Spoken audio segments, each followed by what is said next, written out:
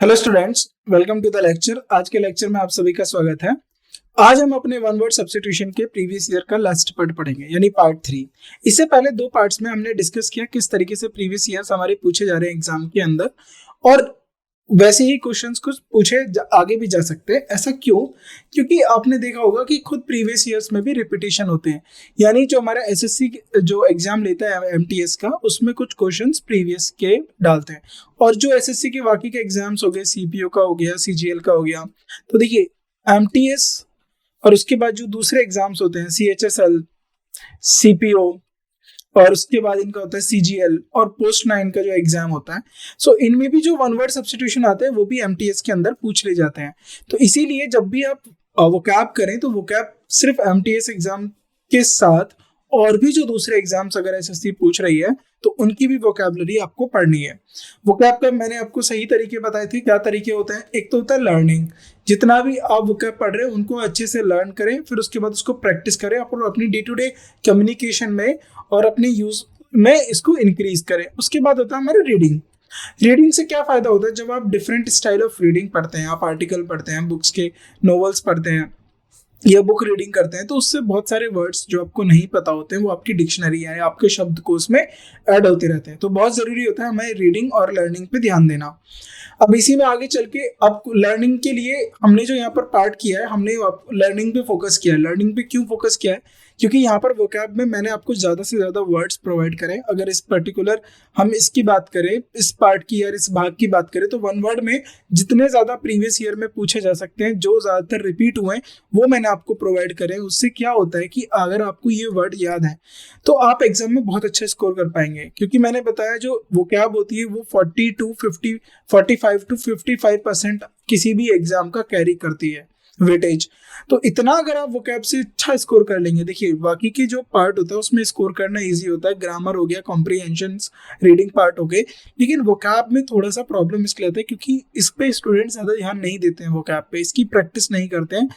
इसीलिए हमें वोकैब को नहीं छोड़ना है, क्योंकि वोकैब बहुत ज्यादा डिसाइडिंग फैक्टर होता है। आपकी सफलता इस बात पे निर्भर करती है कि आपका वोकैब कितना अच्छा है इंग्लिश में, अगर हम इंग्लिश को लेकर बात करें तो। अब आगे बढ़ते हैं। अब हम इस वाले पार्ट में भी कुछ वोकैब्स को पढ़ेंगे। वायलेशन और misuse of what is regarded as sacred, यानी ऐसा जिसको हमने जो पवित्र माना है उसको लेकर उसके लिए उसका कोई मिसयूज करा जाए, उसको वायलेशन किया जाए, तो उसके लिए हम क्या वर्ड करते हैं? उसको हम बोलते हैं सैक्रिलेज। देखिए सैक्री का मतलब होता है, सैक्रेड का मतलब होता है पवित्र, तो इसके लिए हो जाएगा sacrilege. Occurring after the death of the sad person, यानी डेथ के बाद अगर कुछ उसको दिया जाता है या कुछ होता है पोस्थमस। आपने देखा होगा बहुत सारे अवार्ड जो होते हैं वो जब इंसान अपने जो उनका जीवन काल होता है उसमें काफी अच्छा काम करता है, लेकिन उस समय उसका जो अगर काम को निखारा जाता है या फिर उसके काम की प्रोत्साहन की जाती है तो बाद में उन्हें कुछ अवार्ड भी दे दिया जाता है। तो वो जो अवार्ड होता है वो पोस्थमस होता है। आपने आर्मी में भी देखा होगा जब शहीद हो जाते हैं तो उनकी वीरता के लिए जो सरकार होती है जो उनकी सम्मान करती है कि उन्होंने इतनी ज्यादा वीरता दिखाई है युद्ध स्थल में, युद्ध भूमि में, तो उनको जो अवार्ड मिले जाते हैं, जो शहीद हो जाते हैं, उनको बोलते हैं पोस्थमस। यानी जब मृत्यु के बाद अगर किसी को सम्मान या अवार्ड या इस तरीके से दिया जाता है तो उसको पोस्थमस डे बोला जाता है। Right now third part, a place where dead bodies are kept for identification. देखिए हॉस्पिटल, जो गवर्नमेंट हॉस्पिटल्स होते हैं उसमें कुछ एक ऐसी जगह होती है जहाँ पर डेड बॉडीज को रखा जाता है आइडेंटिफिकेशन से। एक्सीडेंट से या किसी और दुर्घटना से किसी की मृत्यु हो जाती है तो पुलिस उनको अपने एक पर्टिकुलर गवर्नमेंट हॉस्पिटल में रखती है, जिससे उनके परिजनों वो देख पाए और ये क्लेम कर पाए कि ये उनके परिजन हैं या नहीं। तो इसके लिए उसको बोलते हैं मॉर्ग। क्या यूज करते हैं? Morgue. Feeling of great happiness and excitement, जब आपको बहुत ज्यादा खुशी होती है और आप बहुत ज्यादा एक्साइटेड होते हैं, उस फीलिंग को हम क्या बोलते हैं? यूफोरिया। क्या बोला जाएगा? यूफोरिया। आगे बढ़ते हैं। In exactly the same words as were used originally, ऐसे वर्ड्स जो यू ओरिजिनली ही जैसे ओरिजिनल की तरह ही यूज किए जाए उसको बोलते हैं वर्बैटिम। क्या बोलते हैं? Verbatim. The life history of a person written by himself, तो ये हमने पहले भी डिस्कस किया कि कोई भी खुद की अपनी कहानी लिखता है उसको बोलते हैं ऑटोबायोग्राफी। बायोग्राफी मतलब होता है किसी के जीवन पर जो है आधारित हो, और ऑटोबायोग्राफी है कि किसी ने अपने खुद अपना जीवन पे जो आधारित उसकी कहानी है जिसने वो खुद लिखी हो, जिसको हम बोलते हैं ऑटोबायोग्राफी। अब तो आपका काम है ऐसे ही होमवर्क देते हैं कि ऐसी 5 ऑटोबायोग्राफी बताइए किन्हीं महान पुरुषों की जिन्होंने अपने ऊपर या अपनी जीवन की गाथा लिखी है, तो वो ऑटोबायोग्राफी आपको लिखनी है। और जो कोई दूसरा लिखता है उसको हम बोलते हैं biography, right. An unconventional style of living, तो जो एक होता है कन्वेंशनल स्टाइल ऑफ लिविंग जो आपकी नॉर्मली लाइफ होती है, और एक होता है अनकन्वेंशनल स्टाइल ऑफ लिविंग, या फिर इसको बोलते हैं आपका रिचनेस ऑफ लिविंग। तो इसके लिए एक वर्ड होता है बोहेमियन। बोहेमियन का मतलब होता है an unconventional style of living. One who dislike art and culture, ऐसा जिसको आर्ट और कल्चर जो है पसंद नहीं करता हो, तो इसको हम बोलते हैं philistine. An abbreviation formed from an initial letters of other words and pronounced as a word. देखिए एक्रोनियम, एक्रोनियम का मतलब क्या होता है, नोएडा, ठीक है। तो नोएडा क्या है, नोएडा एक सिटी का नाम है, अगर आपने सुना है तो। नोएडा जो है अपने आप में एक फुल फॉर्म है new Okhla industrial development authority. तो इनके जो इनिशियल वर्ड्स हैं हमने उनको रखा और उनसे उनको एक नाम दे दिया, यानी जब उनको हम प्रोनाउंस करते हैं तो उसको एज अ वर्ड प्रोनाउंस करते हैं, उनको लेटर की तरह प्रोनाउंस नहीं कर रहे हैं, उसको वर्ड की तरह प्रोनाउंस कर रहे हैं, जिसको हमने बोला नोएडा। इसको हम बोलते हैं acronym who, WHO, World Health Organization. तो इसको लेटर की तरह नहीं पढ़ते हैं, इसको पढ़ते हैं हु। यूनेस्को, यूनेस्को इसको हम बोलते हैं यूनेस्को, ये यूनाइटेड नेशन की एक बॉडी है, तो इसके लिए हम बोलते हैं यूनेस्को, राइट। अनलकीली चांस और occurrence especially a piece of good और लक। तो अनलकीली चांस और अकरेंस, ये राइट, अनलकीली चांस और occurrence especially a piece of good और लक, इसको हम बोलते हैं फ्लूक। क्या बोलेंगे इसे, fluke, right, fluke. Make something bad और अनसेटिस्फैक्टरी बेटर। देखिए मेक बेटर या फिर समथिंग बैड और अनसेटिस्फैक्टरी, इसके लिए हम बोलते हैं अमेलियोरेट। तो क्या बोलेंगे इसको, ameliorate. An afternoon performance in a theatre और सिनेमा, या किसी भी थिएटर या सिनेमा में अगर कोई आफ्टरनून को परफॉर्मेंस होती है उसको बोलते हैं मैटनी, मैटनी। क्या बोलेंगे, मैटनी शो। तो आपने देखा होगा मैटनी शो देखने जा रहे हैं यानी आफ्टरनून का शो देखने जा रहे हैं, ठीक है। मैटनी शो वहीं से ये वर्ड आया, मैटनी का मतलब होता है आफ्टरनून में थिएटर में या सिनेमा में जो परफॉर्मेंस होती है आफ्टरनून में, उसको मैटनी बोलते हैं। An ability to find ways and direction, ऐसी एबिलिटी जो आप डायरेक्शन और रास्ते खोजते हैं, तो इसको बोलते हैं नेविगेट। तो नेविगेशन का पता होगा, रास्ता खोजना होता है नेविगेशन। तो सी हो गया, और आपने जीपीएस यूज करते हैं, गूगल पोजिशनिंग सिस्टम, तो उससे आप क्या करते हैं, एक से दूसरी जगह के लिए रास्ता खोजते हैं, तो उसको नेविगेशन ही तो होता है। आपने देखा होगा नेविगेशन, तो नेविगेशन का मतलब होता है कि रास्ता खोजना, या फिर नेविगेट का मतलब an ability to find the ways and direction. A person who produce beautiful handwriting, तो ये आपने भी बचपन में किया है, कैलीग्राफी। तो कैलीग्राफी का मतलब होता है सुंदर लेखन। तो और कोई ऐसा जो बहुत अच्छी राइटिंग लिखता हो उसको बोलते हैं कैलीग्राफर। कैलीग्राफर का मतलब अ person who produce beautiful hand writing. A state of perfect balance, इसको हम बोलते हैं इक्विलिब्रियम। अगर आप साइंस के स्टूडेंट हैं तो आपने पढ़ा होगा इक्विलिब्रियम क्या होता है, यानी बैलेंसिंग सिचुएशन। ये एक सी सॉ है, तो अब मान लीजिए इस पे हमने 2 kg का वेट रख दिया, अगर इस पे 1 kg का वेट रखेंगे तो ये इधर हो जाएगा, अगर 3 kg रखेंगे तो ये इधर हो जाएगा, लेकिन इसको अगर हमें बैलेंस करना है तो इस पे भी हम 2 kg का वेट रख देंगे, तो ये परफेक्ट बैलेंस हो गया। तो इसको हम बोलते हैं equilibrium state. A collection of selected writings of various authors, तो किसी जो वेरियस ऑथर्स की हम राइटिंग्स को कलेक्शन करते हैं उसको हम क्या बोलते हैं, एंथोलॉजी। एंथोलॉजी, एंथ्रोपोलॉजी नहीं होता, वो दूसरा होता है, वो एक सब्जेक्ट होता है। A short story with a moral, parable. A short story with a moral, इसका मतलब होता है parable. A place for storing grain, इसको हम बोलते हैं ग्रेनरी। ग्रेनरी क्या होता है, हमारी ऐसी जगह जहां पर हम अनाज को रखते हैं, उसको हम बोलते हैं granary. A group of fish, school, ये वो स्कूल नहीं है जहां पर आप पढ़ने जाते हैं, ये वो स्कूल है जो फिश के ग्रुप को बोला जाता है। तो अ ग्रुप ऑफ फिश को क्या बोला जाता है, school. The science of art of political government, politics. तो देखिए यहाँ से 2 चीजें आपको मैं क्लियर कर देता हूँ, आपको क्या और एडिशनली अच्छे से सीखना है जो आपको आना चाहिए। सबसे पहला आपको आना चाहिए साइंस के जितने भी आपके वन वर्ड सब्स्टिट्यूशंस होते हैं, जैसे फिजिक्स किसको कहते हैं, बायो क्या होता है, बायो के अंदर बॉटनी क्या होता है, बॉटनी क्या होता है, जूलॉजी क्या होता है, और बॉटनी के अंदर साइटोलॉजी क्या हो जाएगा जो सेल की स्टडी करेगा। फिर ह्यूमन फिजियोलॉजी के बारे में पता होना चाहिए, हार्ट को कौन, कार्डियोलॉजिस्ट कौन होता है, ऑर्थोपोडिस्ट कौन होता है, पीडियाट्रिशियन कौन होता है, तो ये सब आपको पता होने चाहिए क्योंकि ये आपके डे टू डे लाइफ में भी यूज होते हैं। डर्मेटोलॉजिस्ट कौन होता है, तो ये सब पता होना चाहिए और ये एग्जाम में पूछ लिया जाता है। ये इसीलिए एग्जाम में ऐसी चीजें पूछी जाती है ताकि आप कितने अवेयर हैं अपनी सराउंडिंग से लेके। तो आपको अवेयरनेस भी रखनी है किसी भी एक लैंग्वेज को। जब आप सीख रहे हो तो उसका एप्लीकेशन सीखिए, तभी आप लैंग्वेज को अच्छे से सीख पाएंगे। जब तक आप उसकी एप्लीकेशन नहीं सीखेंगे तब तक लैंग्वेज नहीं आएगी आपको।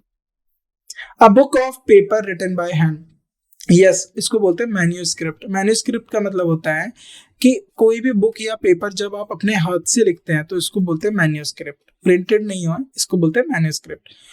One who dies for a noble cause, ऐसा जो नोबल कॉज के लिए मर गया उसको बोलते हैं मार्टियर।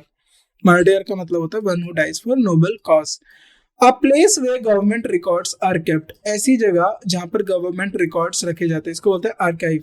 आर्काइव का मतलब होता है ऐसी जगह जहां पर रिकॉर्ड्स रखे जाते हैं, गवर्नमेंट रिकॉर्ड्स, तो आर्काइव फाइल्स, आर्काइव बोला जाता है इसे, right. A book that contains information of various subject, encyclopedia. आप हमेशा पढ़ते हैं, बचपन में भी बहुत सारी इंसाइक्लोपीडियाज पढ़े होंगे, बहुत सारे फोटोज होते हैं बुक्स के ऊपर और काफी इंफॉर्मेशन होती है, काफी इंफॉर्मेटिव होती है, तो इसको हम बोलते हैं इंसाइक्लोपीडिया। पढ़ना चाहिए ये। A thing or substance that is liable to catch fire easily, ऐसा सब्सटेंस और ऐसी चीज जिसको जल्दी से आग पकड़ सकती है। इनफ्लेमेबल, फ्लेमेबल का मतलब क्या होता है, देखिए, कैच करना। फ्लेम को मतलब क्या होता है, लपटे होते हैं। फ्लेम का मतलब होता है फायर, फायर की जो ब्लेज होती है, ब्लेज को, आग की लपटों को ब्लेज भी बोला जाता है, फ्लेम भी बोला जाता है। तो ये सिनोनिम्स है और आपको इन सबको पता होना चाहिए क्या होता है ये। तो ऐसी चीजें लिखा होगा, अपने ट्रक्स पे दिखा होगा, हाईली इनफ्लेमेबल, यानी जब भी पेट्रोलियम, जैसे पेट्रोलियम हो गया हाईली इनफ्लेमेबल हो गया, केरोसिन गैस होगी हाईली इनफ्लेमेबल होगी, ये जल्दी से कैच कर लेती है fire. A group of guns और missile launchers operated together at one place, इसको बोलते हैं बैटरी।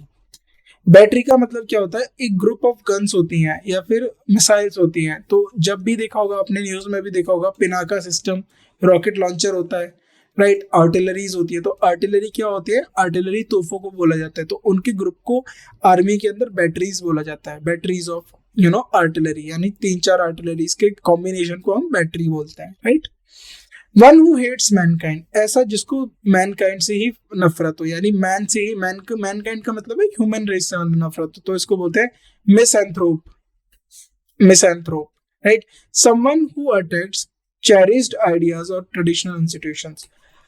चेरिश आइडियाज का मतलब है नोबल आइडियाज, और ट्रेडिशनल इंस्टीट्यूशंस का मतलब हो गया आपके कॉलेजेस, जो ट्रेडिशनली कॉलेज हैं, जो हमारे विश्वविद्यालय थे, ट्रेडिशनली विश्वविद्यालय हो गया, महाविद्यालय हो गया, इनको जो अटैक करे, जो अच्छे आइडियाज को अटैक करे, तो इसको बोलते हैं आइकोनोक्लास्ट। तो ये हमारा आई है, iconoclast, right. One who collects stamp, ये हमने पहले भी पढ़ा है। अब कलेक्ट, जो स्टैम्प को कलेक्ट करता है उसको बोलते हैं फिलाटेलिस्ट। क्या बोलते हैं, philatelist. deliberately and maliciously set something, building usually on fire, तो building usually on fire को इसको बोलते हैं आर्सन। क्या सही वर्ड होगा, arson. A cage for small animals, ऐसा जो स्मॉल एनिमल्स के लिए जो केज बनाई जाती है उसको हम क्या बोलते हैं, A cage for small animals, उसको बोलते हैं हच। क्या बोलते हैं, हच। अब यहां से एक और चीज, डॉग के घर को क्या बोलते हैं, हॉर्स जहां रहते हैं उसको क्या बोलते हैं, ठीक है। और उसके बाद पिग्स कहाँ रहते हैं उसको क्या बोलते हैं, और हमारे लाइव स्टॉक एनिमल्स जो हो गए, पेट एनिमल्स, उनको क्या बोलेंगे। तो ये सब आपको होमवर्क है, ये आपको पता करना है, क्योंकि जितना आप ज्यादा रिसर्च करके समझेंगे चीजों को, अगर आप रेडी टू यूज हो जाए, आपको चीजें प्लेट में रख के दी जाए, वो जल्दी ग्राप नहीं होती है। जितना आप उनको ढूंढने की मशक्कत करेंगे तो उससे क्या होगा, आपके सबकॉन्शियस माइंड में चीजें याद रहेंगी, क्योंकि उसके लिए आपने मेहनत करी है। तो जितना हो सके अपने डे टू डे लाइफ में वोकैब को इसी तरीके से इंक्रीज करिए। अगर आपने कोई वर्ड पढ़ा, उसका मीनिंग देखिए, उसके साथ उसके सिमिलर मीनिंग्स भी देखिए कि उस वर्ड के और भी क्या मीनिंग हो सकते हैं, उस वर्ड का अपोजिट क्या हो सकता है। तो इस तरीके से वोकैब इंक्रीज होती है। वोकैब को इंक्रीज करने का यही तरीका होता है, थोड़ा रिसर्च करना होता है। One who is not sure about God existence, ऐसा जो गॉड के एग्जिस्टेंस पे ही श्योर ना हो। एग्नोस्टिक, इसको क्या बोलते हैं हम, agnostic. The study of different skin disease, dermatologist. One who is hostile and volatile. Hostile और वायलेंट का मतलब होता है कि जो जिसको बहुत जल्दी गुस्सा आ जाए, राइट, इसलिए बोलते हैं एग्रेसिव। अब यहाँ पर देखिए स्किन की डिजीज को लेकर जो ट्रीट करता है या उस पर बात करता है उसको बोलते हैं डर्मेटोलॉजी, उसकी स्टडी को। साइटोलॉजी क्या होता है, राइट, लीवर की स्टडी के लिए हम क्या यूज करते हैं, लंग के लिए हम क्या यूज करेंगे, हार्ट के लिए क्या यूज करेंगे, ब्रेन के लिए क्या यूज करेंगे, ये सब आपको पता होना चाहिए। बोन के लिए क्या यूज करेंगे, बोन्स हो गई। तो ये चीजें आपके होमवर्क है, तो जो आपको होमवर्क मिल रहा है वो आपको डेफिनेटली करना है, ये पता करना है, ये एग्जाम में रिपीट होता है, राइट।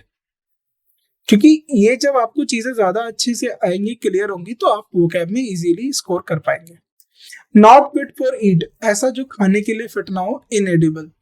और एक होता है एडिबल। अगर आपने देखा होगा कोई भी कुछ चिप्स या कुछ भी ऐसा कुछ खाते हो आप, तो उसके पीछे लगता रहता है इडेबल ऑयल। इडेबल ऑयल का मतलब होता है ऐसा ऑयल जिसे खाया जा सके। इनएडिबल, अब बहुत सारी चीजों के पीछे लिखा रहता है इनएडिबल, यानी ऐसी चीज जिसे नहीं खाया जा सकता। तो ये आपको याद रखना है, इडेबल का मतलब होता है खाया जा सकता है, खाने के लायक है। इनएडिबल का मतलब होता है जो खाने के लायक नहीं है। A large group of people, especially with nomadic। nomadic का मतलब क्या था, होर्ड। होर्ड का मतलब क्या होता है, नोमेडिक का मतलब होता है जो एक जगह से दूसरी जगह पलायन करते रहते हैं, राइट, जो एक जगह नहीं रुकते हैं, तो उसको बोलते हैं नोमेडिक पीपल। तो वो नोमेडिक पीपल होते हैं जो एक जगह से दूसरी जगह जाते हैं। तो ऐसे लार्ज ग्रुप ऑफ पीपल को क्या बोलेंगे हम, hoarding. An action of making amends for a wrong और injury, right, an action of making amends, change करना किसी रॉन्ग के लिए या फिर इंजरी के लिए, उसके लिए बोलते हैं हम एंटोनमेंट। एंटोनमेंट का मतलब होता है N action of making amends. Amend का मतलब होता है चेंजेस फॉर अ रॉन्ग और injury. Animals that live in water, इसको हम बोलते हैं एक्वेटिक। तो देखा होगा आपने एक्वेटिक एनिमल्स, फिश क्या होती है हमारी, एक्वेटिक एनिमल्स। तो एक्वेटिक एनिमल्स हो गए, एक्वेटिक लाइफ हो गई, एक्वेटिक प्लांट्स हो गए, राइट, प्लांट्स हो गया, एनिमल्स हो गया। मरीन एनिमल्स भी बोला जाता है इनको, मरीन एनिमल्स। तो इस तरीके से आपको याद रखना है, जो सी के अंदर मिलते हैं उनको हम बोलते हैं marine animals, right, marine animals, marine culture, marine life, right. तो ये याद रखना। That which can be easily broken, जिसको बोलते हैं फ्रेगाइल। फ्रेगाइल का मतलब होता है, फ्रेजाइल का मतलब होता है जो जल्दी टूट जाए, जो हार्ड ना हो, कठोर ना हो, इसको बोलते हैं fragile. Weakness and poor health, frailty. Frailty का मतलब होता है वीकनेस और पुअर हेल्थ को हम बोलते हैं frailty. To own up to something as true, ऐसा कुछ जिसको हमें क्या करना हो, समथिंग जिसके ओन करना, यानी सच को मानना, स्वीकार करना, उसको बोलते हैं कन्फेस। किसी बात को स्वीकार करना या फिर सत्य को स्वीकार करने के लिए हम बोलते हैं कन्फेस, इंग्लिश में उसको बोलते हैं कन्फेस। कन्फेशन का मतलब क्या होता है, अपना सच स्वीकार करना, राइट, ओन करना।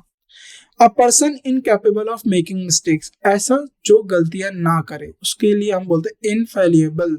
ये जो वर्ड है ना, ये काफी बार रिपीट होता है एग्जाम में, तो इसके लिए सही वर्ड होता है infallible. A person who is incapable of making mistakes. A sound that is pleasing to hear, melodious. अब देखिए मेलोडियस का मतलब क्या होता है, एक प्लीजेंट साउंड। प्लीजेंट का मतलब होता है अच्छी साउंड, मधुर साउंड, जो आपको सुन के अच्छा लगे, जैसे आप म्यूजिक सुनते हैं वो साउंड आपको अच्छा लगता है। और एक होता है नॉइस।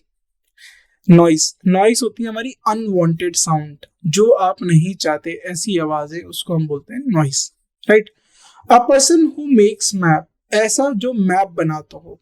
मैप चाहे वो वर्ल्ड का मैप हो, स्टेट का मैप हो, पॉलिटिकल मैप हो, ज्योग्राफिकल मैप हो, वो जो मैप बनाता है उसको हम बोलते हैं कार्टोग्राफर। क्या बोला जाता है उसे, कार्टोग्राफर। ब्राइटन विद लाइट, जो लाइट के साथ इल्यूमिनेट, जो लाइट के साथ क्या होता हो, इल्यूमिनेट, है ना। तो इल्यूमिनेट का मतलब क्या होता है, ब्राइटन विद लाइट, इल्यूमिनेट। तो आपने पढ़ा होगा इल्यूमिनियस ऑब्जेक्ट्स क्या होते हैं, लुमिनियस ऑब्जेक्ट्स क्या होते हैं। तो ये हमारे होते हैं जो लाइट प्रोड्यूस करते हैं। अब vehicle use to carry a dead body, ऐसा व्हीकल जो डेड बॉडी को कैरी करने के लिए यूज होता है, उसको बोलते हैं hearse. Subject, someone to continuous flow of questions, criticism और information, जिसको बोलते हैं बॉम्बार्ड। बॉम्बार्ड मतलब someone जो क्वेश्चंस के एक किसी के ऊपर क्वेश्चंस को फेंकने लगे, यानी एक के बाद एक सवाल करने लगे, है ना, इंफॉर्मेशन मांगने लगे, क्रिटिसाइज करने लगे, तो बोलते हैं ना बम्बारिश कर दी इसके ऊपर, तो उसको बोलते हैं bombard. A place where antiques are kept, antiques का मतलब होता है हिस्टोरिकल, जो जिनका हिस्ट्री से रिलेटेड हो। हिस्ट्री से रिलेटेड हो, हिस्ट्री में जिनके बारे में हो, हिस्टोरिकल कॉइन्स हो, हिस्टोरिकल मैप हो, आर्टिफैक्ट्स हो। आर्टिफैक्ट्स का मतलब वस्तुएं, जो हिस्ट्री की जो वस्तुएं हो, किसी रियासत यानी डायनेस्टी से रिलेटेड हो। तो हमारे हिस्ट्री में बहुत सारी डायनेस्टीज हैं, तो उनके आर्टिफैक्ट्स को हम क्या बोलते हैं, एंटीक्स। जिनको एंटीक्स को कहाँ पर रखा जाता है, म्यूजियम में रखा जाता है।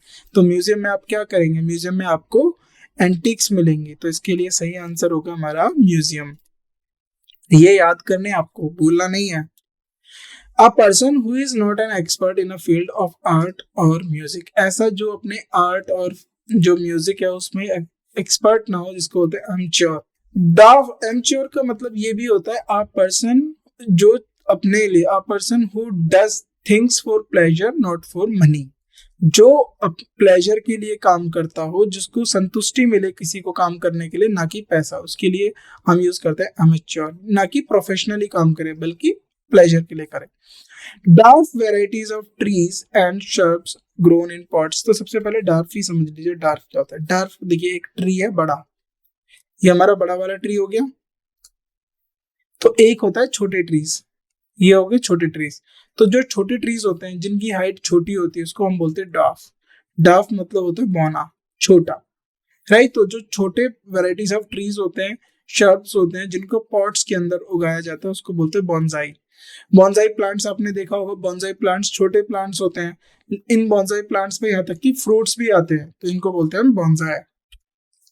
मूव फास्टर, इसको बोलते हैं एक्सेलरेट। एक्सेलरेट का मतलब होता है अपनी गति को तेज करना। तो अपनी गाड़ियों में भी देखा होगा एक्सेलरेट होता है, तो एक्सेलरेटर पे आप पैर रखते हैं तो गाड़ी की गति होती है। अरे होता है डी एक्सेलरेट। डी एक्सेलरेट का मतलब क्या होता है, ब्रेक, ब्रेक करना यानी खेद, रुकावट। तो ये होता है हमारा D accelerate. A partner in crime, ऐसा जो क्राइम के अंदर पार्टनर हो, जिसको बोलते हैं अकम्प्लाइंस। अकम्प्लाइंस, तो इसको क्या बोलते हैं, अकम्प्लाइज। कंपेनियन का मतलब होता है साथी, लेकिन जो क्राइम में पार्टनर हो उसके लिए क्या बोलते हैं, ये अलग है। Fluid secreted by flowers which is collected by बीज मेकिंग हनी। जो फ्लूइड्स जो फ्लावर से सीक्रेट यानी निकाले जाते हैं और जिनसे हनी बनाया जाता है, उन उसको क्या बोलते हैं, उन फ्लूइड्स को क्या बोलते हैं, नेक्टर। तो क्या होता है, मधुमक्खियां फूलों पे जाती हैं और वहां से नेक्टर निकालती हैं, यानी वहां से फ्लूइड निकालती हैं। जो खुशबूदार फूल होते हैं उनसे फ्लूइड को निकालती है और बाद में अपने जो उनका छत्ता होता है, उनका जो हनी कॉम्ब होता है, उसमें जाके वो उसको फ्लूइड को रख देती है। तो उसको क्या करते हैं, वो हनी बना देती हैं उसको, right. Group of people moving together in a company for security specially for crossing deserts, यानी ग्रुप ऑफ पीपल, यानी group of people together in a company, जो कंपनियां एक साथ मूव करें किसके, सिक्योरिटी के लिए, और ज्यादातर जो डेजर्ट्स को क्रॉस करे तो उसको बोलते हैं कारवां। क्या बोलते हैं, कारवां, राइट, याद रखेंगे कारवां। A kind of decision, a kind of decision on which one can not go back, ऐसा डिसीजन जिसको लेकर कोई मुड़ के नहीं देख सकता। यानी आपने एक डिसीजन ले लिया और आप उस पर स्टैंड है, उसके बाद उसमें कोई फेर बदलाव नहीं होगा, पीछे मुड़ के नहीं देखेंगे, उसके लिए बोलते हैं इररिवोकेबल। रिवोकेबल का मतलब है जिसे चेंज करा जा सके, और रिवोकेबल का मतलब है जिसे चेंज नहीं किया जा सकता। स्ट्रॉन्ग डीप डिसलाइक, यानी जिसको लेकर बहुत ज्यादा डिसलाइक हो या नापसंद हो, उस पर बिल्कुल स्ट्रॉन्ग हो, आपका स्टैंड हो, बिल्कुल नहीं तो नहीं, तो इसको बोलते हैं हम antipathy. Antipathy, right. Something that can not be avoided, ऐसा जिसको अवॉइड किया ही नहीं जा सकता, जिसे नजरअंदाज नहीं किया जा सकता, तो इसके लिए बोलते हैं हम इनइविटेबल। इनवाइट, देखिए इनवाइट से बना है, इनवाइटेबल का मतलब है जिसको आप इनवाइट करते हो। इनवाइट का मतलब होता है एक तो जिसको आप बुला रहे हो, या फिर उसको अवॉइड नहीं कर रहे हो, आप उसको मान रहे हो, उसको स्वरूप, उसको स्वीकार कर रहे हो, राइट। और इनइविटेबल का मतलब होता है जिसको आप strong, something can not be avoided, जिसको आप अवॉइड नहीं कर सकते। Women who is the head of the family, अब वुमेन जो हेड, फैमिली की हेड होती है उसको बोलते हैं मैट्रियार्क। मैट्रियार्क तो हमारी एक सोसाइटीज की टाइप होते हैं। पैट्रियार्कल सोसाइटी का मतलब जो dominated by man, matriarchal society का मतलब होता है डोमिनेटेड बाय वुमेन, तो matriarchal. A steep descent of water from a stream of river, यानी अब क्या होता है, स्ट्रीम ऑफ रिवर से जो पानी नीचे गिरता है उसकी बात हो रही है, तो वो सबको पता है वाटरफॉल होता है। इम्पॉसिबल टू बिलीव, जिसके ऊपर भरोसा नहीं किया जा सकता, लाइक जो अद्भुत है, जिसको बोलते हैं ना इनक्रेडिबल, अनइमेजिनेबल, जिसके बारे में सोचा भी नहीं जा सके, तो इसीलिए उसको बोलते हैं इनक्रेडिबल। तो ये हमारे कुछ ऐसे डे टू डे क्वेश्चंस हैं या day to day one word substitution है जो एग्जाम में पूछे गए। ऐसे ही पूछे जाएंगे, ज्यादा आपके जो लेवल है वो यही रहेगा, इससे ज्यादा लेवल के नहीं पूछे जाते हैं। बस ये हो कि आपको इनके बारे में नॉलेज हो। नॉलेज कब होगी? जब आप पढ़ेंगे, जब आप अपने बुक्स को पढ़ेंगे, यानी रीडिंग स्किल्स को अच्छा करेंगे, राइट। रीडिंग स्किल्स अच्छे करने के साथ साथ आप वोकैब को लर्न करेंगे। वोकैब को लर्न करने का सबसे बेस्ट तरीका होता है, उसके बाद आपको उसको यूज करना आना चाहिए। यूज कैसे करोगे? उसके साथ, अपने दोस्तों के साथ, अपने सिबलिंग्स के साथ उन्हें बोलिए, डे टू डे लाइफ में उसको प्रैक्टिस में लेके आइए। वरना वोकैब ऐसा है जिसको आप जितना पढ़ेंगे, अगर आपने यूज में नहीं रखा तो भूल जाएंगे। तो भूलना नहीं है, जितना ज्यादा हो सके हमें उसको सीखना है, और सीखने के साथ साथ उसे यूज करना है। अगर आप उसको यूज करेंगे, और फिर सबसे ज्यादा जरूरी है उसकी प्रैक्टिस। मॉक टेस्ट होते हैं, मॉक टेस्ट की प्रैक्टिस करिए। जितना ज्यादा मॉक टेस्ट करेंगे उतना स्कोर अच्छा होगा आपका, और आपको ज्यादा से ज्यादा वोकैब याद होगी, और एग्जाम में कॉन्फिडेंटली आप बैठ पाएंगे और आंसर कर पाएंगे। सो यहाँ पर हम अपनी क्लास को एंड करते हैं। Thank you.